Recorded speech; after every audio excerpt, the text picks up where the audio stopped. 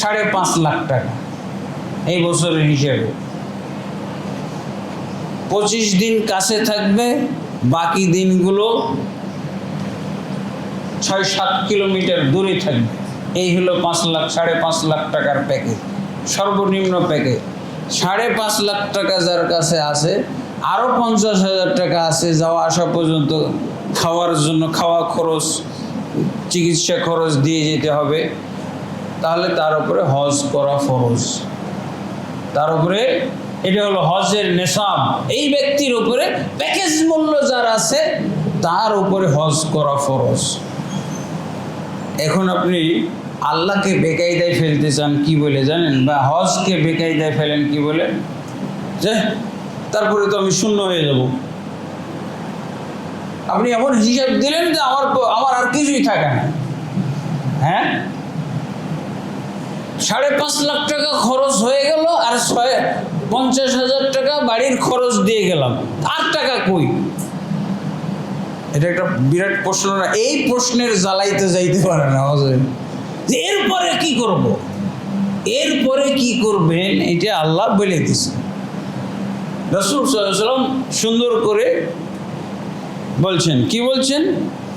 তাবিউ বাইনাল হজ্জ ওয়াল উমরাহ فإنهما ينفيان الفقر والذنوب كما ينفي الكير خبث الحديد والذهب والفضة। বলছে তোমরা হজ উমরা করতে থাকো, হজ উমরা করো, তোমাদের উপরে হজ ফরজ হয়ে গেছে, করো। যদি তা করো, আল্লাহর নির্দেশ পালনের জন্য, আল্লাহর ফরজ পালনের জন্য, রাসূলের নির্দেশ পালন করার জন্য যদি তোমরা হজ পালন করো, তাহলে তুমি যে চিন্তা করতেছো যে 6 লাখের পরে তো আর কিছু নেই আমার, আর প্রয়োজন অনেক, এসেই তো অনেক টাকা খরচ হবে। তা আল্লাহ রাসূল সাল্লাল্লাহু আলাইহি ওয়াসাল্লাম বলছেন যে এই হজে যে যাচ্ছ তুমি, এই হজের মাধ্যমে তোমার গুনাহগুলোকে আল্লাহ মোচন করে দিবেন, আর তোমার অভাবগুলোকেও মোচন করে দিবেন। সুন্দর সমাধান না? এই জন্যই তো আল্লাহ বলছেন যে এই টাকাতেই আপনার উপরে হজ ফরজ। আর যখন আপনি আল্লাহর জন্য এই টাকায় হজ করলেন, তো আপনার যে অনেকগুলো প্রয়োজন আপনি তালিকা করতেছেন, 6 লাখ টাকা শেষ হয়ে গেল, আমার তো এই প্রয়োজন ছিল, ওগুলো কি হবে? ওগুলোর দায়িত্ব আল্লাহর। আল্লাহ বলছেন তোমার গুনাহটাকে যেভাবে আমরা কি জন্য যাই হজে, যাই কি জন্য? গুনাহ মাফের করেন, গুনাহ আর থাকবে না। কিভাবে গুনাহ থাকবে না?